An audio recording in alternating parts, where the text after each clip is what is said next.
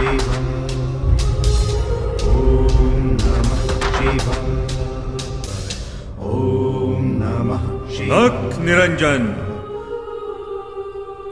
आणि अशा प्रकारे मच्छिंद्रनाथांनी सर्व मंत्रसिद्धी प्राप्त केल्या.